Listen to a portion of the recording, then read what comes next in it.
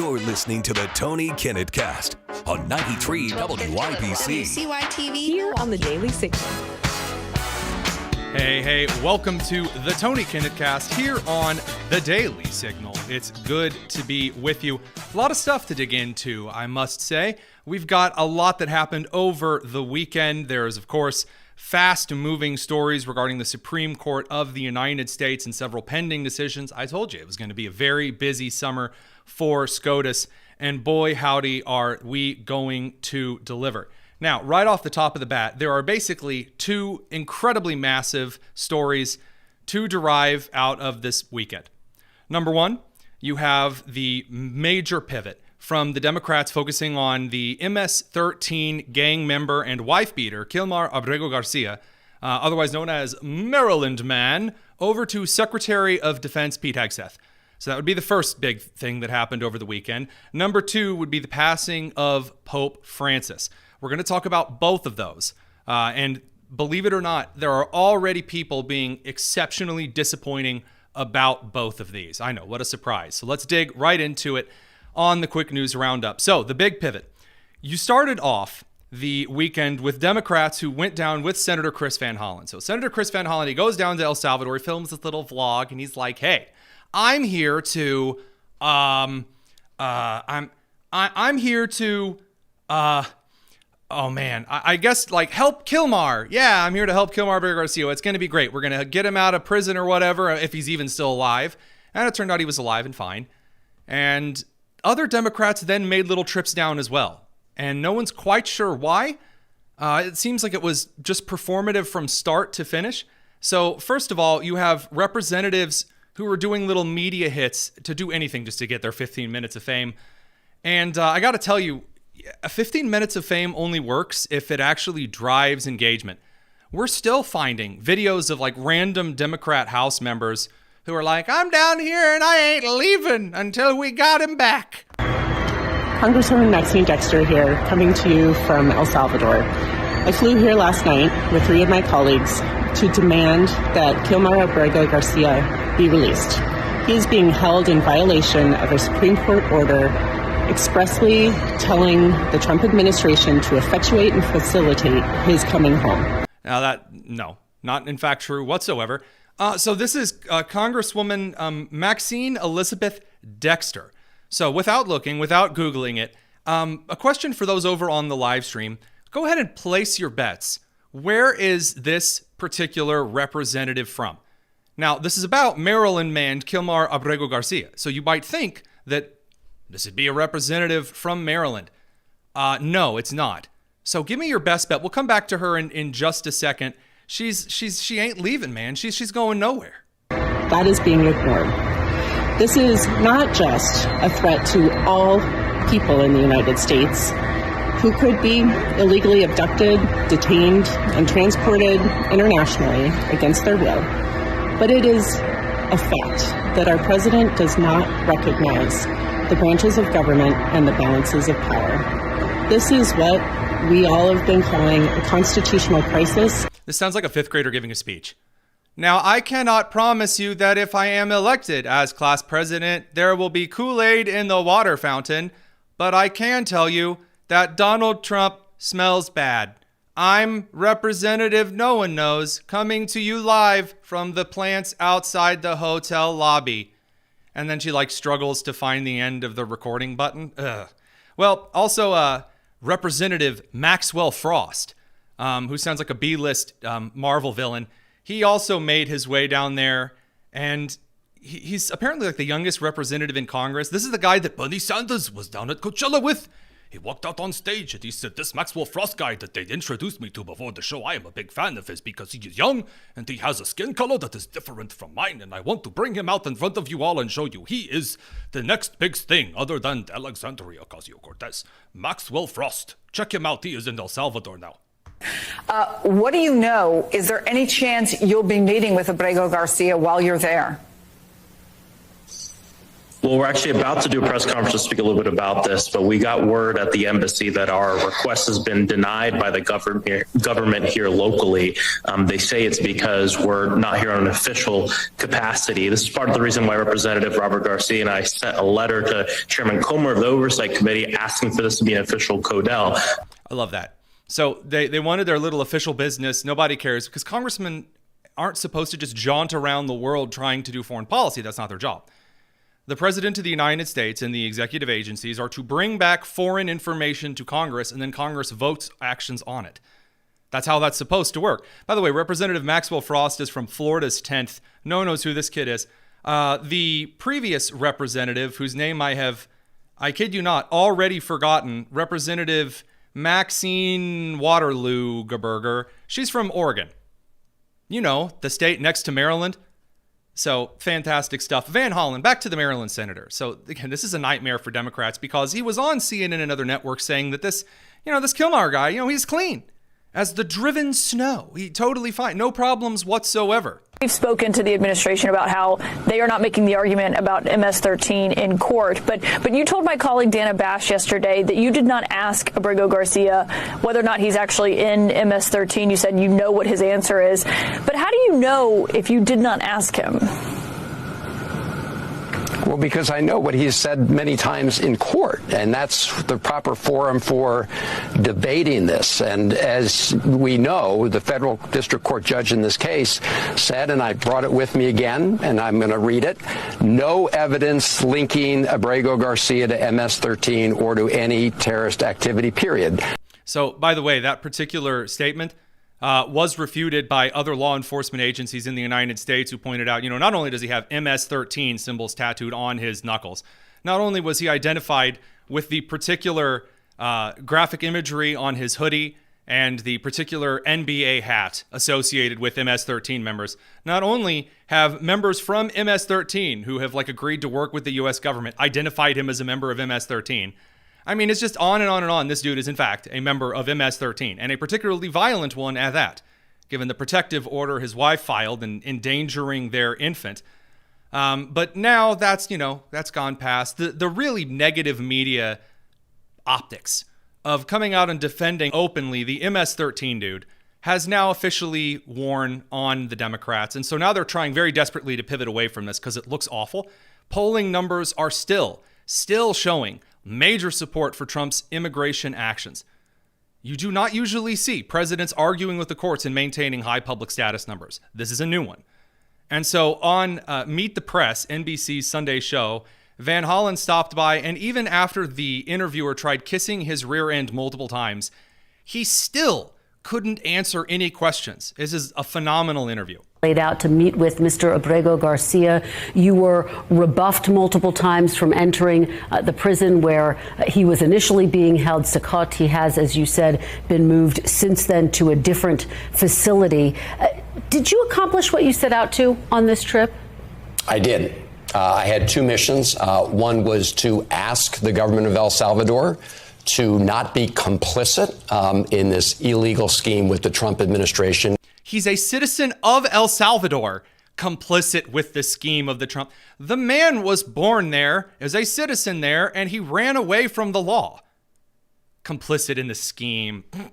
And to release him, I made that request to the vice president. They denied that request. My other major purpose was to just see Abrego Garcia, to see if he's alive. Nobody has heard from him since he was disappeared. He tried to make a phone call from the Baltimore Detention Center after he was illegally abducted, but he couldn't do that. So my purpose was to meet with him, to be able to tell his wife, Jennifer, and his family. You know, the one that he beat? That he was alive. And despite all the circumstances, he said that his biggest worry was about his family. Sure, Jan.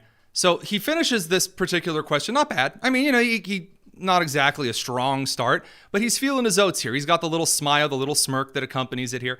And now we're going to get the interviewer kiss his butt a little bit and then hit him with a question, and it's going to be immediate deer in the headlights. Well, it was an emotional news conference with his wife standing there with you. You know, while you were in El Salvador, the White House was counter-programming, effectively releasing information about Mr. Abrego Garcia's background, including a police report suggesting he's a member of MS-13, details about a restraining order from his wife, who ultimately dropped the matter, and a police report in which an officer said he suspected Mr. Abrego Garcia may have been involved in human trafficking. Now, he's never been charged with a crime, but is his past complicating the broader argument that you are trying to make here about due process? Well, what Donald Trump is trying to do is change the subject. Let's make no bones about that. There it is. Well, Donald Trump, he's trying to change the subject. Oh, yeah, we really got to focus on these other things. Not exactly going to cut it. All right, we're going to cut the radio folks loose over to commercial and talk about this pivot. Where are they going now? It's all about Pete Hegseth, baby. It's the Tony Kinnett cast here on the Daily Signal. So the Democrats immediately recognizing that they've made a huge mistake does not actually get communicated across the entire party simultaneously. You would think that recognizing, oh my gosh, look at his knuckles that his wife censored out with emojis. This man is an MS-13 member. Oh, dear God, we need to do something quick. Oh, what do we do? What do we pivot to? Oh, well, they have found their pivot point, finally. And that would be a New York Times report on Easter disclosing a second, you guessed it, Signal group chat where Pete Hegseth shared details about basically when those March 15th Yemen strikes. Remember when we flew F-18 fighters over Yemen and bombed and killed significant Houthi leadership? And Hegseth was in hot water because, he shared in this private chat that in 2 hours, the Houthis aren't going to be here anymore. Well, now it turns out that one of the individuals who was likely removed from the Trump administration for leaking information about prior military activity to journalistic outlets, which had been happening for a long time. Well, it turns out that individual likely contacted the New York Times. And the argument that is made is that Hegseth shared classified information about jet times and war plans with his wife, with his brother, and his personal attorney. Oh, no. So what are the actual messages? That's pretty much the same stuff that he shared to the other chat. Nothing that's actually classified. In 2 hours, this jet's going to take off, and then they're going to obliterate these terrorists. Again, no specific names or details. Nothing at all that could be considered a, threatening of the lives of troops at all. This is it. This is the huge scandal. And so all of the Democrats immediately seeing the story trend go, Pete Hegseth, he needs to resign. This is terrible, just terrible, awful. I can't even imagine something so terrible. And after reading the report, I was once again left with the mountains and molehills of the first one. Hegseth, sounding like every normal guy ever, was like, hey, guess what? We're getting ready to blow up some terrorists in 2 hours. That's pretty cool, huh?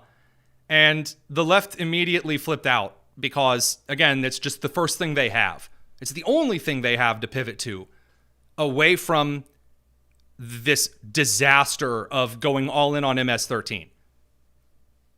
And by the way, Hegseth's explanation of it was pretty decent. Here was Hegseth on Fox and Friends talking about it. Based in reality. So, Mr. Secretary, I guess I can conclude this. We know some bizarre situation with Michael Walz happened with the first time the whole thing with the Signal app came out.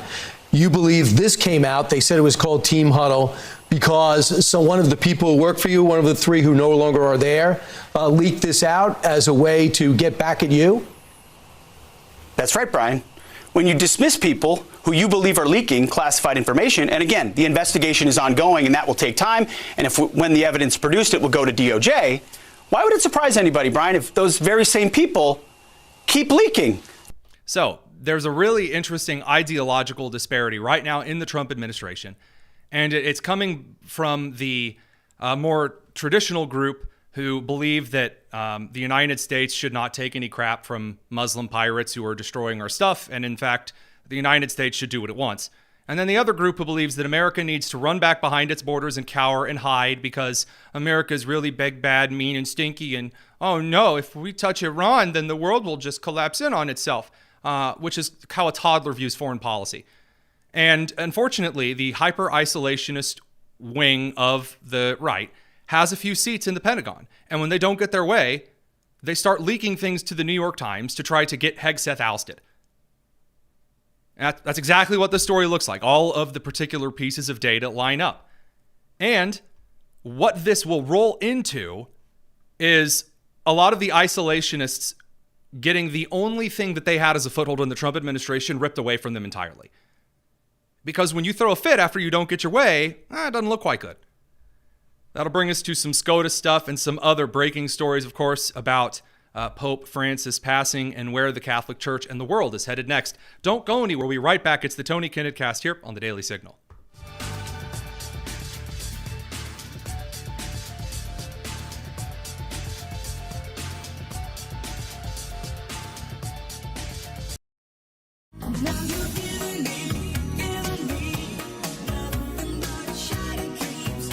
You're listening to the Tony Kinnett Cast on 93 WIBC. Welcome back to the Tony Kinnett Cast here on the Daily Signal. The Supreme Court looks like they are going to side in favor of a group of parents at Mahmoud versus Taylor, religious parents in Montgomery County, Maryland, who don't want LGBTQ plus themed storybooks taught in public school classrooms. And they say, hey, maybe we should have the right as parents not to have what is overtly sexual propaganda pushed in front of our kids.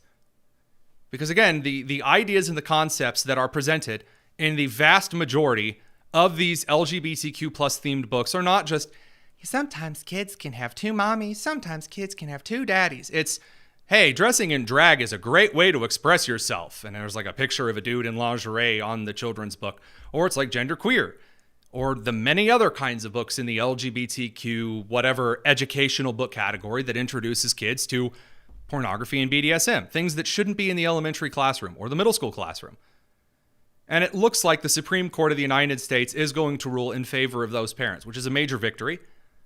Additionally, the Supreme Court's, with Roberts siding with the left 5-4, has suggested has sided in a 5-4 decision in Monsalvo Velasquez versus Bondi versus the United States, that a 60-day voluntary departure deadline for immigrants who've been deemed of good moral character to leave the United States on their own terms, that, you can't do that.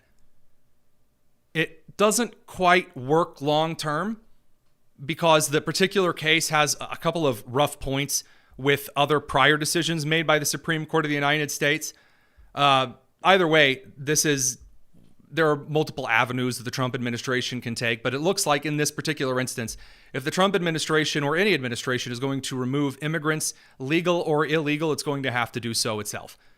That's the moral of the story there. And lastly, regarding the a case over the weekend, the Supreme Court ruled in kind of a weird midnight decision, 7-2, that the Trump administration, basically, there was a temporary stay put in place. So suggesting that, currently there are a lot of illegal immigration cases that are on their way to the Supreme Court. And a conservative, appellate court had ruled, basically was getting ready to rule, again, just the Trump administration should maybe wait just a second on deporting a lot of these Venezuelan Tren de Aragua members from the United States. Hang on a second, because there are a lot of court cases pending. And the Supreme Court ruled, again, 7-2. And I believe it was Alito and Thomas who were the two conservative dissenting, saying, you need to wait just a little bit longer. Now, again, people on the headline side of things immediately ran with this and said, see, the Supreme Court is blocking the Trump administration. Nope. A lot of these cases are going to be, and a lot of these quick rulings are temporary stays because the Supreme Court and Congress have allowed the United States to languish in this gray area of what is and isn't executive authority and what is and isn't judicial authority for decades, nigh on a century. So there's going to be some untangling that needs to take place. And that brings us over to Pope Francis, who passed away at 88. This, of course, caused a lot of individuals to act really gross. And I don't say this caused, I should say a lot of people responded this way by saying, oh, Pope Francis, he saved his last little bit of energy for lecturing Vice President J.D. Vance, which J.D. Vance, a convert over to Catholicism, when he met with the Pope right before his passing, I've seen the interactions there. I'm not necessarily seeing the firm scolding of the backhand that I guess many others are seeing. Pope Francis was, in fact, a very liberal pope on some issues. And this puts the Catholic Church in a rather interesting position moving forward. Because right now you have a lot of people that are, again, trying to kind of dunk on the United States and say that this Pope, oh, he was so wonderful because he was super pro-Palestine and he was, just this amazingly wonderful, charismatic, loving guy.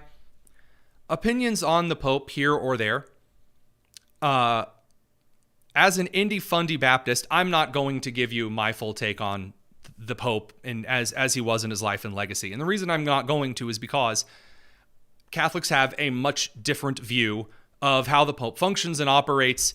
I am not going to be able to give you the inside track on that. However, what I am able to share is that the individuals who are considered the 12 leading cardinal candidates to be Pope, there are some really good ones and some really big stinkers. So a couple of these cardinals, including a cardinal who is called the Latin Patriarch of Jerusalem, whose name is, I kid you not, Cardinal Pier Battista Pizzaballa, which is the most Italian last name I've ever heard. You know that producer, you know that like Italian kind of like chant song, like Pier Battista Pizzaballa. I mean, it just sounds like that. Just for the next Pope to be Pope Pizzaballa sounds incredible. You have Anders Arborius, Malcolm Ranjith, Angelo Bagnasco, Matteo Zuppi, Cardinal Luis Tagle, Tagle, a lot of these individuals are very, very, very, very liberal, and that's not popular in the Catholic Church right now. It's just not. The Catholic Church is, in its body, trending more towards conservatism, especially given that a lot of other Christian denominations have had rather graphic blow-ups in the moving towards the liberal of things. So whether you're looking at the Anglican Church, or you're looking at some parts of the Church of England, or you're looking at some schisms in the Orthodox Church, or you're checking out the United Methodist Church, or the Southern Baptist Convention, or the Protestant denominations, which have had significant issues maintaining cohesion through some ideological splits here, the Catholics are, in fact, starting to trend towards one particular individual that I think is one of the best people that has ever come out of the Catholic Church, period. And I'm not talking about Michael Knowles, although that certainly wouldn't bother me. Cardinal Robert Serra is the prefect emeritus of the Congregation for Divine Worship and Discipline of the Sacraments. He is from Guinea. Of the 12, actually, that are up to be consideration for Pope, he is the only individual on this list who is black. And does that necessarily matter? No, it doesn't matter at all. However, it is an interesting tidbit of information. I'm going to explain why over on the live stream. We'll catch the radio crew back on commercial in a second. It's the Tony Kinnett Cast. Cardinal Serra is awesome. The man is incredible. Cardinal Serra is part of a group of Catholics, and might I say Christians in general, who are from Africa, who have not gone as far liberal as any of the churches in the rest of the world. And it's amazing. In fact, you have churches out of Africa and the Middle East that are currently sending missionaries into Western countries because their churches and their people have been sacrificed at the altars of hedonism and every other kind of nonsense in order to please man. And Cardinal Serra has some of the most amazingly based, beastly quotes in history. Quote, "If Christianity disappears in Europe, the whole world is threatened. The West is denied its Christian roots. A tree without roots dies. As a bishop, it is my duty to warn the West. The barbarians are already inside the city. Soviet communism showed how possible it was to lead mankind into misery while promising absolute equality. And, quote, those who use the Bible to justify mass immigration are bewitched. Now, look, I'm an indie-fundy Baptist, all right? My love languages are biscuits and gravy and a good casserole, all right? I will never, ever, ever have any kind of lay or claim to how the Catholic Church should operate. But if you don't think that right now I am not praying upon prayer that Cardinal Robert Sarah is the next pope, dude, I don't know. I don't know what to tell you.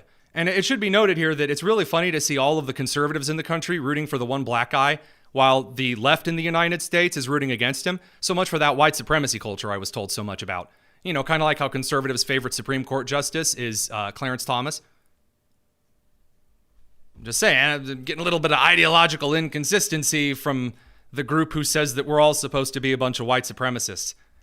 As much as I really wanted to talk about student loans, as well as RFK Jr. and starting to ban petroleum-based dyes in Red 40, we're going to have to save that one for tomorrow because I think that how the Trump administration is currently going about doing things is excellent, but we really need to see Congress kind of sweeping in the backfield and doing a fair bit of codifying this stuff into law.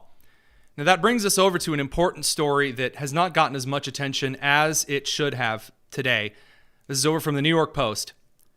A Minnesota state employee who allegedly caused over $20,000 in damages to Teslas has been let off by a really far to the left district attorney. So this guy is currently under Governor Tim Walz's employ, who says that we need to get even further to the left. And in short, the Hennepin County District Attorney, Mary Moriarty, has decided that she's not going to press any charges. Just going to seek a diversion. So I want to get this straight. When there is an individual on the right who, or excuse me, let me back up a little bit. When there is an individual who is suspected of being on the right, the state government of Minnesota immediately comes in and says, this guy is guilty. He killed an innocent black man who was just walking along. Hang him from a tree. That's totally fine. But then when there's a guy who goes around committing acts of domestic terror, the DA's like, well, yeah, let him off. I mean, yeah, come on. Just, come on. I mean, just property and, people under the threat of domestic terrorism. What does that matter? All right, we're going to cut over to some quick news reactions here in just a second. It's the Tony Kinnett Cast.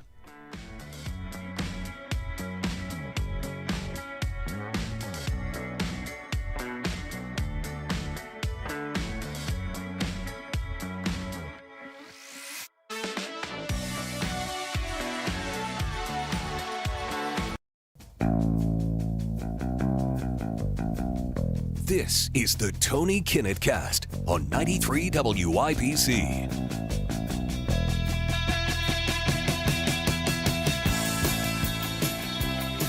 Time for some quick news reactions. Quick news reactions are a very, very special time of the day, a very special part of the show in which producers like Daniel, like Nick, producer Lou, they send me the bottom of the barrel. And we suffer here together. I haven't seen a lot of these clips, unfortunately. So, Allison, if you might have your hand over the dump button, just in case we need to get into any censorious situations here. This first one, though, is not. I've actually seen this first clip. It's from Elizabeth Warren, because those on the left have now decided it's totally fine to talk about how Joe Biden was a corpse. Now that he's been put out to pasture and photoshopped into family Easter photos. Here's Elizabeth Warren getting roasted and toasted over her defending Joe Biden's mental decline. Do you regret saying that President Biden had a mental acuity? He had a sharpness to him. You said that up until July of last year. I said what I believe to be true. And you think he was as sharp as you? I said I had not seen decline.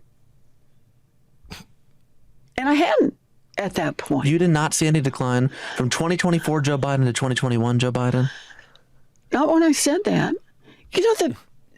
the thing is, he was sharp. He was on his feet. I saw him live event. I had meetings with him a couple of times. Senator, on his feet is not praise. He can speak in sentences is not praise. All right. Fair enough. Fair enough. Look, the question is, what are we going to do now? Okay. I love it. I love it.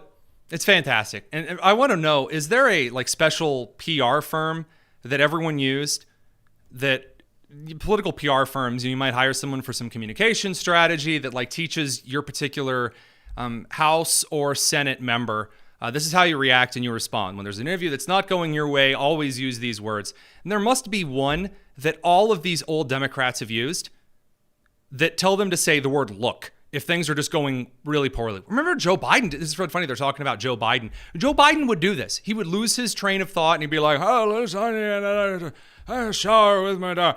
Look. And he would try to recenter himself. It was like a weird sleeper cell activation moment. And try to recenter himself in his Biden-esque zen. You got Elizabeth Warren doing the same thing because there's no way to argue about it. They covered up dead Joe Biden. And if you think that the country is going to get over that, the Republicans are just going to let that one just slip away into the farewell distance, it ain't happening, Captain. Not even a little bit. We don't have a clip for this one, but I do want to point out AOC Representative Alexandria Ocasio-Cortez and good old Senator Bernie Sanders,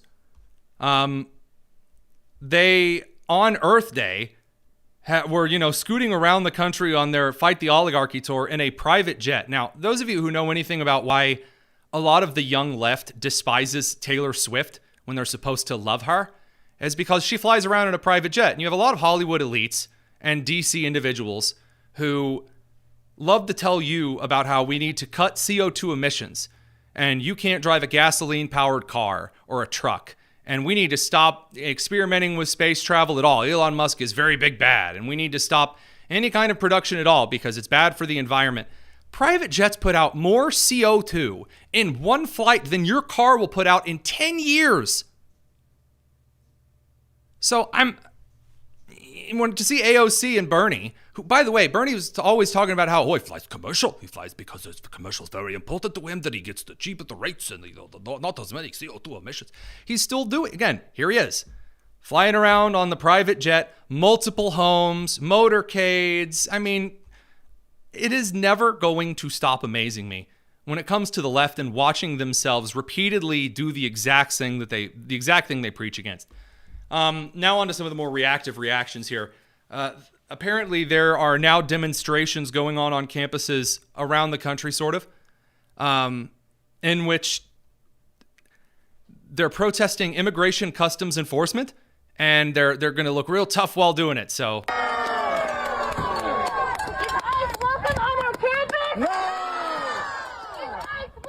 So there are a bunch of masked people who.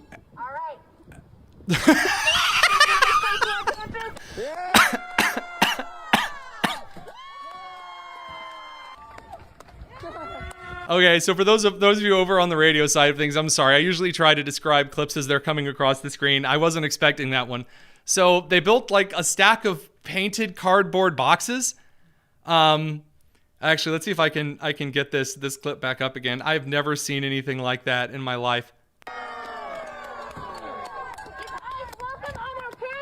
Then you've got somebody with what looks like a coat rack broomstick because it's got the feet at the end. And they're just trying to smash these boxes. Oh, it's a Minecraft pig with a book on its head.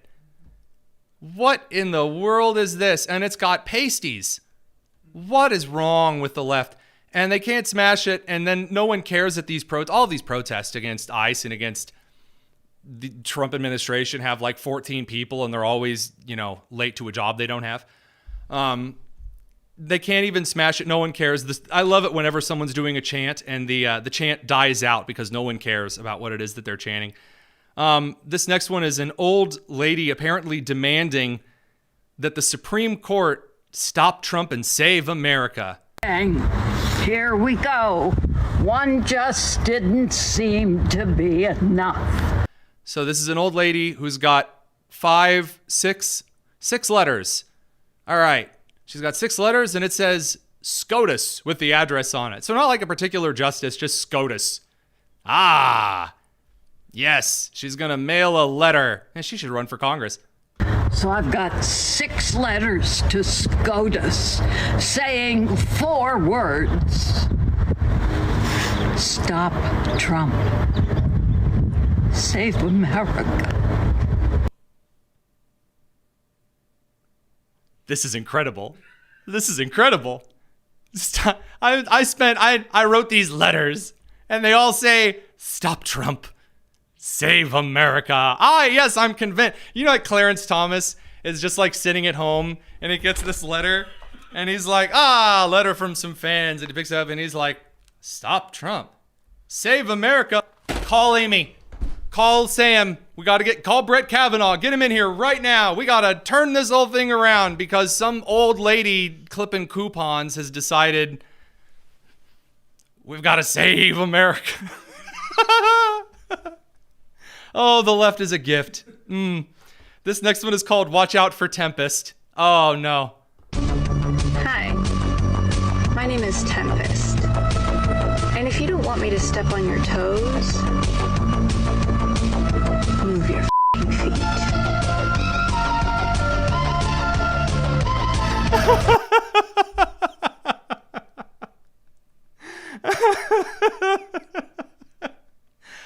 Oh, where do I begin? Okay, a blue-haired young lady with the music trying to look all edgy, like there's an old video of a really overweight guy in a fedora with like a katana, like a Japanese ninja sword. And he would always like record little videos. And he'd go, while you studied algebra, I studied the blade. While you were playing football, I played the blade. And it's just like really edgy, goofy nonsense. And the left is unironically going, you don't want me to, Dad, I'll step on your toes. Okay. And her name's Tempest because, of course. So, our thanks to Mandy, or whatever her real name is, for uploading the Shadow the Hedgehog video. Amazing. And then this last one just says Representative Nancy Mace. Does your husband call you babe? I'm not married. Okay. So there's this guy in a dress with fake boobs.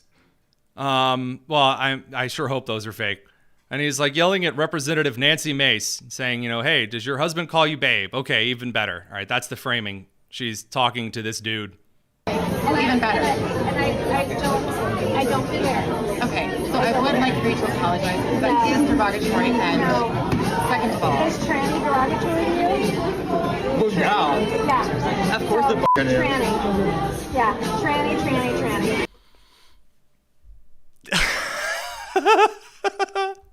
That's a very Mrs. Doubtfire moment. So the guy in the dress is like trying to talk up here. Well, you need to apologize because saying that word is it's really offensive.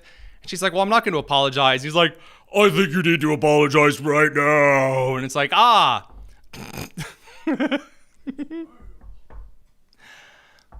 love how quickly the guy remembers he's a guy and he switches to his angry voice. That's fantastic. All right, radio crew, we're going to hop over to commercial. We'll catch you in a second. It's the Tony Kinnett cast. Oh man, they really do make this so much fun. So much fun for me. Okay, we've got 2 quick stories I did want to hit with you guys. Number one, it appears that there is in fact a Democrat judge in New Mexico who has stepped down. And why has this Democrat judge in New Mexico stepped down? Well, a man with alleged Tren de Aragua ties was found in his home, according to the New York Post. Federal agents from the Department of Homeland Security raided former Doña Anda County Magistrate Judge Jose Joel Cano's home on February 28th and arrested 23-year-old Venezuelan national Christian Ortega Lope. He didn't even give his resignation until March 31st. Amazing. They really don't want to win anything. If there was one thing that Trump and his administration are continually blessed with. It is the endless stupidity of his opponents. Endless. This last one, there's an outlet called Christianity Today who decided to release an article on the 19th, so the day before Easter. And the article stated, "The Bible doesn't say Jesus was nailed to a cross. One evangelical Bible scholar thinks the crucifixion may have been done with ropes."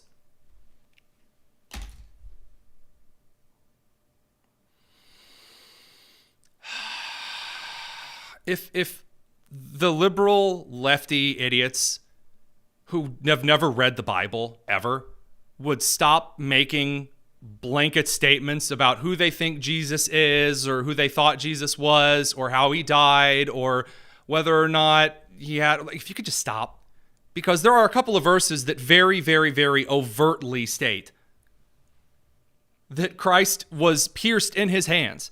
Half the New Testament includes Christ basically giving an account of his resurrection by showing the hole in his nail. In fact, in John 20:27, it says, quote, "Then he said to Thomas, 'Put your finger here and see my hands. Reach out your hand and put it in my side. Do not doubt, but believe.'" And the Bible talks about Christians someday knowing Christ by the nail scars in his hands. I don't know if you know this, but you don't get many nail scars from ropes. Unless, I guess, it's a rope of nails. The absolute idiocy. And we saw the same kind of stuff. Whenever there's an event that happens that involves Christianity, the left comes out of the woodwork to claim expertise over it and everything.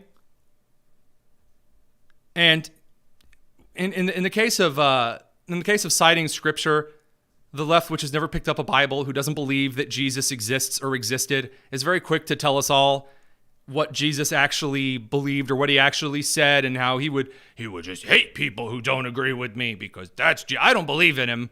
But if you don't let in all illegal immigrants to your country who openly say they want to kill you, then Jesus would hate that. It's like, what are you talking about? And they haven't read anything. Again, the illiteracy runs very strong in these particular circles. But, if you're going to have an argument, yelling just about what Jesus actually believed is, I don't know, clearly the way to go. Or you could make up stories about ropes. The left is struggling hardcore. We'll be back in just a second. We're going to talk with Stephen Kent for some Whatcha Watchin'. It's the Tony Kinnett cast here on The Daily Signal.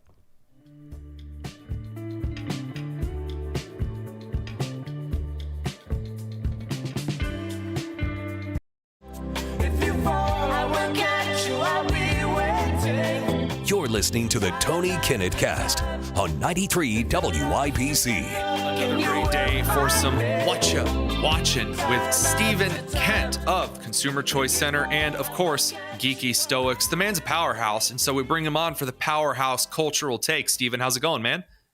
Very good to see you, Tony. It's a beautiful day. So other than the beautiful day, the beautiful jacket that you're wearing, I want to briefly hit on the big premiere. Of course, we've got Andor coming up. By the time this episode is up, it'll already be out.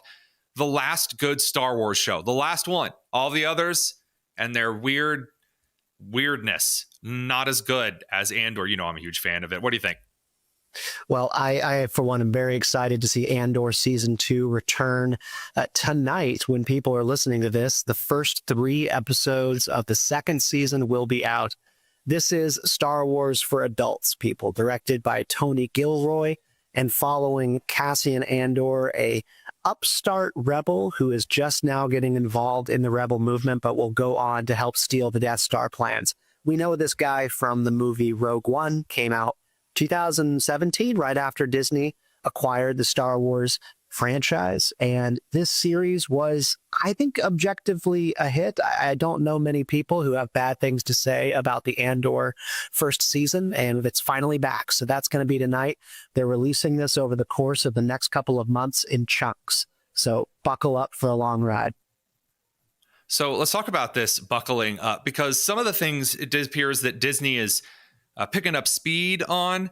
Some of the things, I guess, reportedly, with a bit of a wink and a nod here, that Disney may be shutting down like all of its major live action projects because Snow White fell in the mud. And I mean, come on, we knew that era in the teens and the early 20s of all of these live action movies that came out that no one asked for and we got anyway because computers can do it now. All of a sudden, no more clamor. Yeah, I mean, it does seem like if one good thing came out of the Snow White movie and its, complete debacle and ruining of Snow White's cultural legacy, it is that they are now freezing live action adaptations. I think the one that is biting the dust first is a Tangled adaptation. This is a pretty, I would say, popular and beloved Disney movie with Gen Z. They grew up on Tangled around the same time that Frozen came out. And so now we are also, I suppose, saved from an eventual Frozen live action remake. Nobody needed a live action Lion King. Nobody needed a live action anything. So I've really hated this trend. I'm going to be honest Tony. with you, though. I really would have enjoyed seeing Frozen and the co-stars that they chose to play the two princesses, one being Al Pacino and the other being Tom Holland for Elsa and Anna. That would have been incredible. That's rude, man. That's rude. But, I got to say, the reason that this all came about, and we could probably talk about this forever, is that live action remakes really are this odd statement that somehow animation is subpar to live action performances. Animation is a valid art form. It is a good and unique way to tell stories. I don't know where we got down this path of saying that every animated story needs to be done in live action for it to be legitimate. Sometimes that's just the best way to tell a story. We don't need Snow White the Seven Dwarfs cast by Seven Dwarfs at all. I think there's an argument to be made that this really started going downhill when we started swapping the traditional style of animation that was more difficult, that required more skill and time, and maybe went at more of a snail's pace.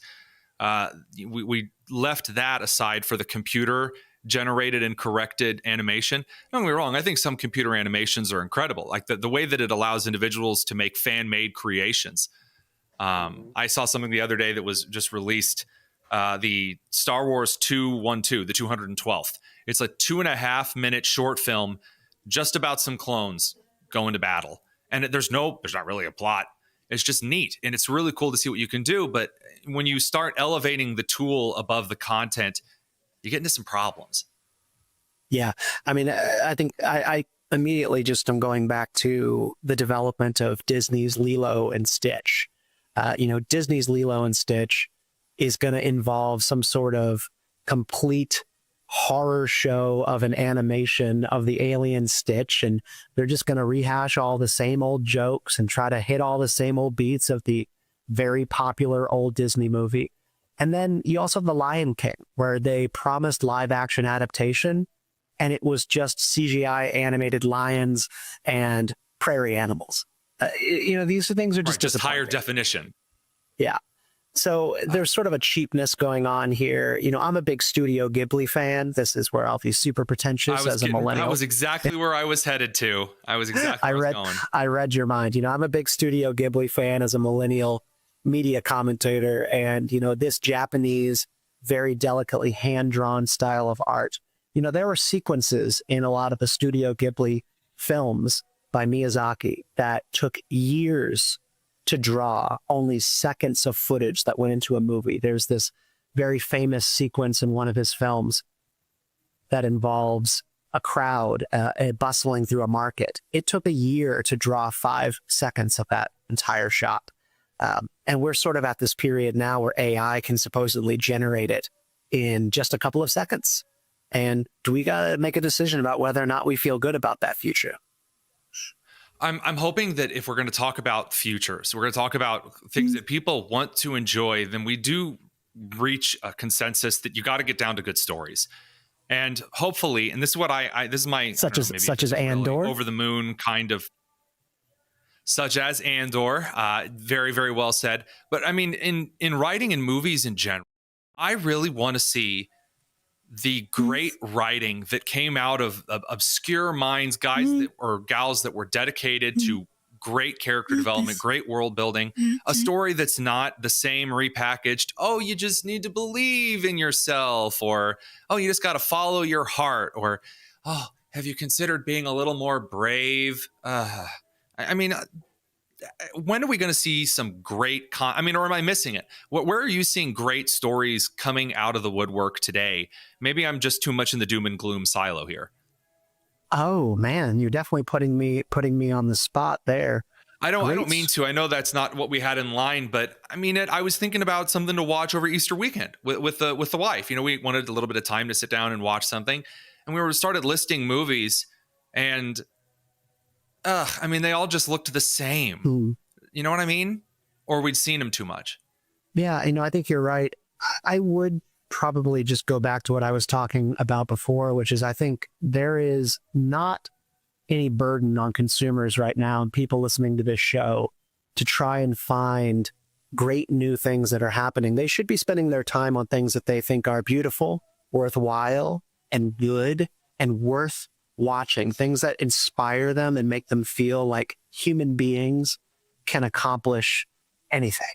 And Studio Ghibli films are very popular right now with Gen Z and even members of Gen A who are kind of rediscovering these old animated hand-drawn films out of Japan, which are some of the most visually striking, imaginative, and beautiful stories that have ever been told in a generation, which is why, taking us back to Star Wars, the most innovative thing that Star Wars has truly done since Disney took over is launch an anime series called Star Wars Visions. And Star Wars Visions is an anthology series. It's on Disney Plus. They are short stories in which several anime studios sign contracts with Lucasfilm to tell their own 30-minute, sometimes 20-minute or 45-minute short stories in the Star Wars universe using different art forms of anime.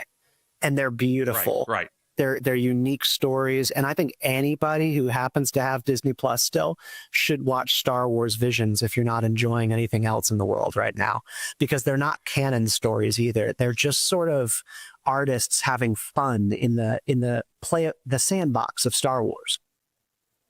I think I have a really great way to contextualize where creativity should go and in the kind of stories that people do yearn for. And you talk about these different, theories and ideas on different studios moving in directions here. I know that one of the reasons that Disney and Star Wars moved in that direction was because of the suggestions and kind of the creative concepts of a couple of fans who really liked the idea of this before it was ever even a thing. So they sent some sketches over to Lucasfilm, and that's how they ended up developing this from it. Or at least that's where they got their ideas. You know the Muppets? I do know the Muppets. The Muppets. So like the Muppets used to have, I still think one of the best adaptations of the Christmas Carol is a Muppets Christmas Carol. It's phenomenal. I think it's the only one. It's incredible stuff. We'll get into a lot of conversation about the adaptations of the Christmas Carol. If my dad hears it, he'll be on the phone because another topic for another time. I really enjoy seeing the ideas that people consistently pitch for things that would be great as Muppet movies, because each and every one of them is creative. Like an idea for a Muppet movie in which all of the Muppets are playing a board game, and then like they're acting out the people in the game. And then part of the movie is the Muppets in the game. There are just so many creative concepts and ideas of movies, movie rewrites, different ways you could make different actors interact with them, that it's creative because the concept of the Muppets has been done. And they even did a standard Hollywood movie about it, like the Muppets, the modern Muppets movie with the guy who plays Marshall in How I Met Your Mother, and then the guy who plays Sheldon in the Big Bang Theory. Jason Segel. Central act. Jason Segel, thank you. And it was okay. It was a good movie, but I still think that the creativity and the doing weird stuff and seeing what sticks is a better way of getting good writing than just trying to follow trend lines. I guess maybe that's where I'm trying to go at, sloppily so. No, I think that's a really interesting observation. And there was that one Muppets movie, but it wasn't an adaptation of a popular novel. And the old Muppets movies were an introduction for children to classical literature. If you had seen the Muppets Christmas Carol or Treasure Island, you were familiar with classical works of fiction. And I think they really actually do need to bring that kind of thing back. I mean, we could have, a Muppets movie for Heidi Or you could even do something like Matilda again. There are all sorts of stories that you could readdress. I mean, one of my favorites actually that I grew up on was Gary Paulson's Hatchet. That's considered now to be that's considered now to be a classic novel for Wait, kids. they are? They went ahead and given it the classic novel. It's won so many awards. What I mean is that you and I are now functional working adults, Tony, and we grew up on this novel. Yeah. I think they call the 80s and 90s stuff, they call them cult classics or whatever, it is right? Still part of the regular assigned reading for today's students. And it through has sixth graders, absolutely. I mean, why not have a Muppets movie where you have the plane crash for Hatchet and you have a Muppet who goes on that adventure with your main character? I think we need to go back to that. We need to have a little bit more fun in cinema. And I'd like to see more of that creativity come from the Academy Awards side that's not obsessive over, oh, this is a story about what if we took a cartel member. Okay, all right, I'm writing it down, Wilson. Okay, and then the cartel member was trans. Oh, Wilson, get that out to production right now. Like yes, and make it a musical. Amazing. Like, why? Tony, did you see that the Academy has passed a new rule for their judges for the Oscars every year, that they actually have to watch the movies they vote on? Are you serious? I'm completely serious. Everyone in your audience, listen up. There was never previously an actual rule that enforced the judges of the Oscars every year that they see the movies that they were voting on. And so the Academy just this week has passed a rule which will require them to see all of the films, because guess what? There were a lot of judges reading reviews, not watching the movies. And then voting on them for Academy there's a Awards. million different categories and things now for whatever. But I mean, you used to want to watch the Academy Awards selections for the movies. And now you look at these and you're like, dude, I wouldn't watch that if you boiled me in oil. It might happen to you. Oh, my goodness. Stephen Kent, what you watching? Great week. I know you're out on the road, so we'll have you back in studio soon enough, man. Take care. Take care, Tony. We'll be back in a second. Don't go anywhere. It's the Tony Kinnett Cast.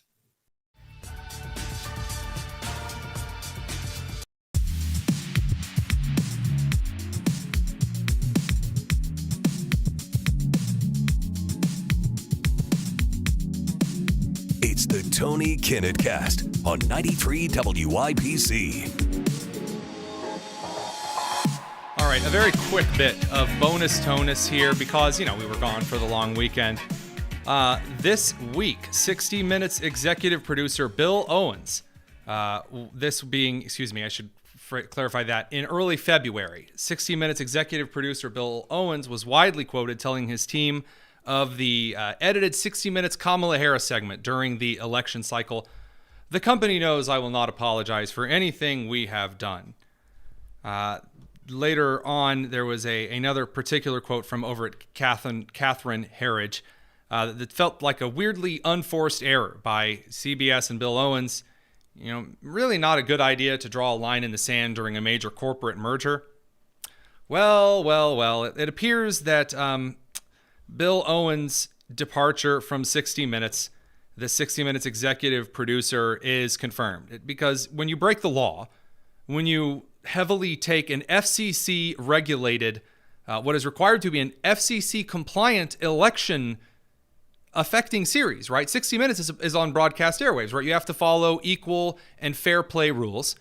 And you get out there and you run cover by trying to edit Kamala Harris' nonsensical answers about Netanyahu or Israel or whatever.